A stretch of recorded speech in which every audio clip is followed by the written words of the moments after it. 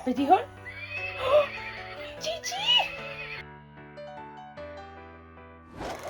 Faint ohonom fyddai'n gofyn i'n ffrindiau os ydyn nhw eisiau mynd beis.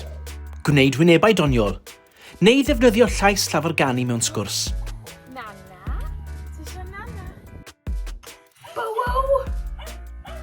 Bowow, na? Mae mudiad meithrin ar ganolfan dysgu Gymraeg genedlaethol wedi bod yn casglu enghreifftiau o'r geiriau arbennig mae oedolion yn ei defnyddio wrth siarad babi.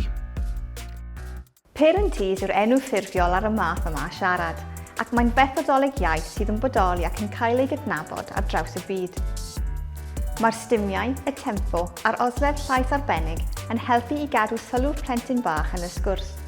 Mae'r eirfa bwrpasol, y newidiadau yn ein llais a'r stimiau wyneb gyda'i gilydd yn cyfrannu at ddatblygiad iaith ein plant. Mae'r prosiect yma, y gyntaf o'i fath yn y Gymraeg, wedi bod yn gyfle i ni gasglu ynghyd enghreifftiau o'r geiriau babi sydd yn cael ei defnyddio ar draws Cymru a thu hwnt. Mae'r eirfa yn syml iawn, pethau hollol naturiol da ni'n ei defnyddio adre. Defnyddio stimiau wrth gyflwyno gair, defnyddio tôn llais gwahanol ac yn y blaen. Da ni'n edrych ymlaen at rannu'r eirfa arbennig hon gyda'i dysgwyr i ddefnyddio gyda'i plant. Bydd hefyd o fydd i weithwyr yn y sector addysg a gofal blynyddoedd cynnar. Gyda diolch mawr i deuluoedd Cymru, casglwyd dros 750 o eiriau ar ddechrau 2022. Ar ôl ei grwpio i themau, bydd rhaid mynd ati i benderfynu ar yr 20 gair sydd wedi eu cynnwys yn yr adnoddau. Detholiad o'r geiriau mwyaf cyffredin ac sydd yn rhan o fywyd bob dydd y plant lleiaf sydd wedi eu cynnwys. Mae'r iaith mae rhieni newydd yn siarad gyda babi yn aml yn seiliedig ar reddf neu'r hyn sy'n teimlo'n iawn. Mae'n bwysig felly rhoi hyder i rieni sydd eisiau siarad Cymraeg gyda'i babis ac sy'n gweld babi newydd yn y teulu fel cyfle i ddechrau neu ailgydio yn eu Cymraeg. Mae patrymau iaith yn y cartre yn cael ei gosod yn gynnar ym mywyd y plentyn ac mae geiriau siarad babi Cymraeg yn rhan bwysig o hyn. Rhan o'r jigso iaith gynnar yw siarad babi.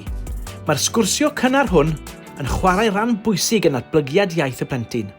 Mae'r geiriau yn ymrywio o ardal i ardal ac o deulu i deulu, ond wrth arafu'r tempo neu ddefnyddio goslef llais uwch, rydyn ni'n naturiol yn annog plentyn bach i gymryd rhan yn y sgwrs, hyd yn oed cyn iddyn nhw ddechrau siarad.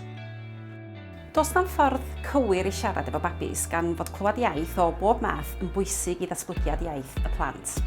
Wrth glywed y Gymraeg yn ifanc, mae'r plentyn yn dysgu am ddefnydd yr iaith a rhaid cofio bod y ffordd da ni'n siarad ac yn defnyddio iaith efo plant yn wahanol iawn i sut da ni'n ei ddefnyddio gyda oedolion. Bydd mudiad meithrin ar ganolfan dysgu Cymraeg yn rhannu'r eirfa gyda theuluoedd ar-lein ac mewn grwpiau Cymraeg i blant, cylchoedd tu a fi a sesiynau clwb cwtsh. Bwriad adnoddau siarad babi yw helpu dysgwyr ac eraill na chafodd ei magu mewn cartrefi Cymraeg i fod yn hyderus i siarad babi yn Gymraeg gyda'i plant. Bydd yr adnoddau hefyd ar gael i'r cyhoedd drwy gwefan mudiad meithrin. Ta-ta a phob hwyl wrth siarad babi gydag aelodau ifancaf y teulu.